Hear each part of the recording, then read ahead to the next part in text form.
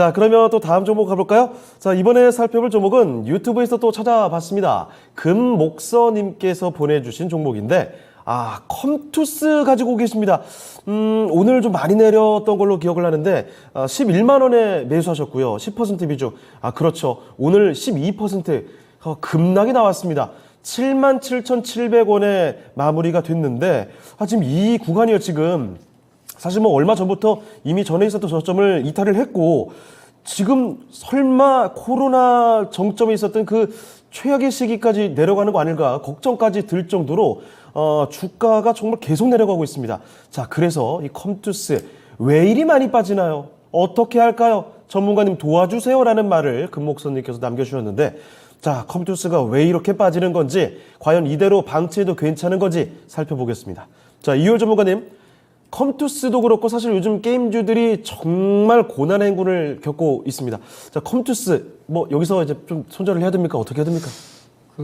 이제 말씀을 좀 드리자면, 지금 앵커님께서 잘 말씀하셨는데, 일단 그 종목을 보실 때 그 업종부터 먼저 보셔야 돼요. 게임 업종 같은 경우도 전체적으로 업종의 업황의 영향을 크게 받는 것이 이제 게임 업종입니다. 네. 그리고 또 하나는 게임 업종은 또 탄력이 굉장히 커요. 맞아요. 오를 때 많이 오르고 빠질 때도 많이 빠지는 종목이란 특성을 좀 알고 계셔야 돼요. 그러니까 그런 흐름이라는 거거든요. 근데 11만 원에 사셨으면 사실 고점이 거의 뭐 18만 원 작년에 이 정도였으니까 싸게 샀다고 볼 수도 있어요. 11만 원에 샀는데, 근데 우리가 이제 보통 주가가 빠질 때 좀 안 좋은 편이지만 뭐 지하실 같은 또 밑에 또 있더라 뭐 이런 그런 격언이 생각이 날 정도로 지금 7만 원 오늘도 장대 음봉이 좀 났는데, 이렇게 좀 말씀을 좀 드려볼게요. 일단 기술적으로도 먼저 한번 봐야 되거든요. 그래서 다행히 좀 투자자님께서 비중이 크진 않으세요. 10% 정도기 때문에. 예를 들어 뭐 30% 이상 막 이러면 굉장히 또 스트레스를 받으실 텐데 10% 정도기 때문에 보시면 주가의 수준을 우리가 본다라고 하면은 과거 우리가 한 10년 정도의 흐름을 봤을 때 지금 정도의 수준, 7만 원 정도의 주가 수준이라면 저점이라고 좀 생각할 수 있다라고 생각이 되고요. 빠지는 원인은 일단 가장 큰 거는 업종 전반적인 약세도 있고, 그러니까 다 겹쳤어요. 시장도 약하고 업종도 안 좋았고. 그러니까 왜냐하면 위메이드 사태 나오면서 P2E 게임, 그러니까 게임 업종의 사실 화두는 P2E 게임이었거든요. 게임을 하면서 돈을 번다, 그런 게 개념이었는데, P2E 게임이 위메이드나 뭐 카카오 게임즈나 뭐 이렇게 의욕적으로 출발했지만 사실은 그다지 오히려 그 흥행을 보였다기보다는 오히려 역풍을 좀 맞았어요. 뭐 코인을 만들어가지고 니들이 뭐 파는 거 아니냐 이래가지고 사실 굉장히 욕을 좀 먹었었는데, 그런 부분도 좀 동반돼 있거든요. 그래서 컴투스도 동반해서 좀 급락한 모습이다라고 말씀드렸고, 다만 작년에 뭐 실적도 물론 안 좋았습니다. 그 이유는 악재가 여러 가지 있는데, 그러니까 하나는 서머너즈 워라고 하는 대표적인 게임이 있는데, 약간 좀 이제 뭐라 그래야 되죠? 이거 어떤 표현이 좀 어울릴지 모르겠는데, NC소프트의 리니지처럼 좀 오래됐어요. 그러다 보니까 약간 그런 부분이 좀 떨어진다. 모멘텀이 좀 떨어지는 부분. 예, 그렇죠. 그러다 보니까 사실은 실적 면에서도 굉장히 작년에는 좀 고전을 했습니다. 그 전년도에 비해서. 이제 그러다 보니까 동반해서 다 같이 악재가 좀 온 상황이다라고 말씀을 드리겠고요. 그래서 다만 이제 긍정적인 시점을 본다면, 일단 주가의 하락이 굉장히 깊습니다. 그러니까 주식 투자에서 가장 큰 재료는 뭐죠? 가장 큰 재료는 주가가 떨어졌다는 게 사실 가장 큰 재료일 수 있어요. 그러니까 싸다는 거죠. 굉장히 많이 내려왔기 때문에 지금은 사실 밸류 자체도 좀 낮은 상황까지 내려왔단 말입니다. 워낙 게임주들이 성장성을 좀 부여받는 그런 기업인데, 지금의 주가는 거의 이제 PR 한 10배 수준 정도까지 될 수 있는 뭐 그 정도 수준까지 많이 내려왔기 때문에, 저라면은 사실 지금은 손절하기도 좀 늦었거든요. 두 가지가 있어요.